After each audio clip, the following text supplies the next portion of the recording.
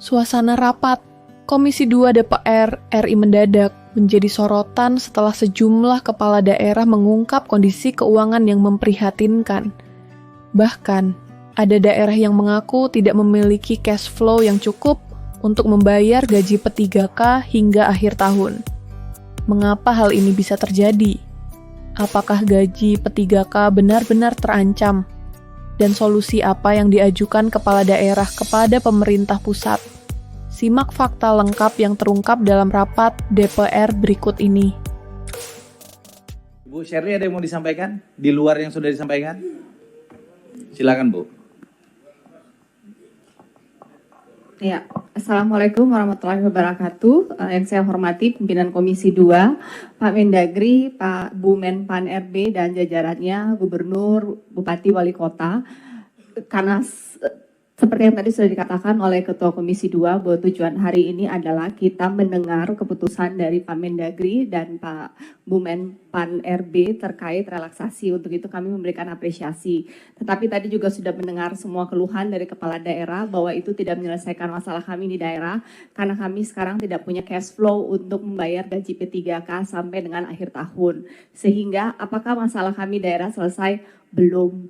Dan kemudian pertanyaan berikutnya adalah mungkin kita butuh ada RDP berikutnya tentang bagaimana fiskal 2027. Apakah ada pemotongan anggaran lagi dari yang sudah dipotong 2026? Tadi juga dari Ketua Komisi mengatakan bahwa APBN pun sulit saat ini. Kami juga memahami itu. Bahwa kami harus melakukan inovasi, kami juga memahami itu. Tetapi permasalahan kita di daerah, ketika kita harus melakukan inovasi, banyak tools, banyak otoritas dari kami itu yang sudah diambil oleh pusat.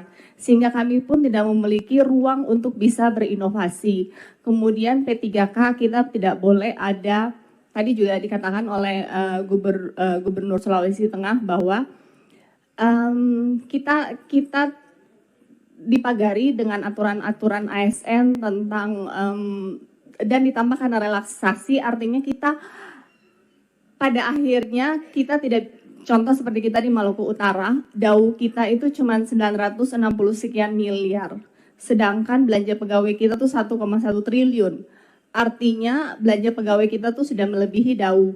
Bahwa kemudian kita berimprovisasi dengan PAD dan DBH dan dana bagi hasil itu kan namanya juga dana bagi hasil dan kami ditahan 60%. Mungkin kami tidak meminta dari DAU, kami pun tidak meminta bahwa dibayar oleh APBN P3K, kami hanya minta sebagian dari 60% DBH dikembalikan.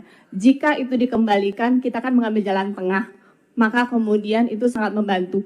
Karena pada akhirnya, menurut pendapat kami, relaksasi yang diberikan ini adalah hal yang baik, tapi akan mengorbankan belanja infrastruktur, dan infrastruktur itu diperlukan untuk fondasi percepatan pertumbuhan ekonomi di daerah, dan pertumbuhan ekonomi di daerah itu adalah fondasi pertumbuhan ekonomi nasional, sehingga secara jangka panjang, jika tidak diatur dan tidak dicari solusi konkret tentang fiskal daerah ini, maka akan mempengaruhi pertumbuhan ekonomi nasional pada akhirnya. Terima kasih. Terima kasih Bu Shirley.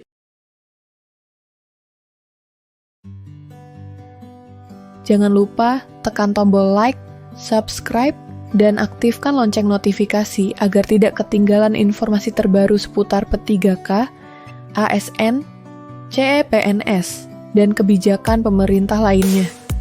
Sampai jumpa di video berikutnya.